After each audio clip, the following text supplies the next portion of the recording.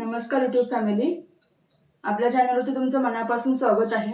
आज आपण घरगुती पद्धतीने साधी चविष्ट भाजी बनवणार आहोत। चला तर मग सुरू करूया। सर्वात आधी मार्केटमधून ताजी भाजी आणली, छान धुवून घेतली आणि बारीक चिरून घेतली। की बारीक चिरलेली कोबी तितकी भाजी छान लागते। त्यानंतर घेतला कांदा, टोमॅटो, हिरवी मिरची, लसूण, भाजीसाठी लागणारे साहित्य कट करून घेतलं आणि कढई गॅसवर गरम करत ठेवली। तोपर्यंत एक साईडला चपातीचं पीठ मळून घेतलं आणि तेलही गरम झालं होतं। आता देऊयात खमंग अशी फोडणी। तेलामध्ये जिरं घातलेलं आहे, जिरं आणि मोहरी घातलेली आहे। जिरं मोहरी टनाटना उड्या मारायला लागल्यानंतर घालायचं आपल्याला लसूण, मिरची, कढीपत्ता आणि हिंग घालून खमंग अशी फोडणी द्यायची आहे।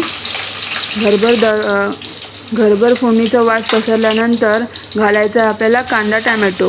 कांदा पटकन कोंबण्यासाठी वरून घालायचं आपल्याला मीठ, जेणेकरून कांदा पटकन कोंबला जातो। कांदा गुलाबी रंगावरती परतून झाल्यावरती अर्धा चमचा हळद घालायचं आहे आणि छान मिक्स करून घ्यायचं आहे आणि चिरून घेतलेल्या भाजीतलं पाणी नितळून घ्यायचं आहे, जेणेकरून भाजीमध्ये पाणी राहणार नाही आणि भाजी छान मिक्स करून घ्यायची आहे।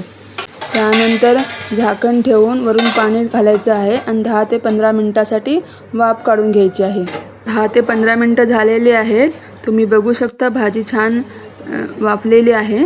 आता वरून बारीक चिरलेली कोथिंबीर घालायची आहे आणि भाजी छान मिक्स करायची आहे आणि गरमागरम तयार झाली कोबीची भाजी। ही भाजी पोळी, भाजी, चपाती सोबत सुद्धा छान लागते व भाकरीसोबत सुद्धा छान लागते। तुम्हाला ही रेसिपी कशी वाटली? तुम्हाला ही भाजी आवडते का? कमेंटमध्ये नक्की सांगा। व्हिडिओ आवडला असेल तर लाईक करा, शेअर करा, कमेंट करा आणि माझ्या चॅनलला सबस्क्राईब करायला विसरू नका। सपोर्ट करा। थँक्यू।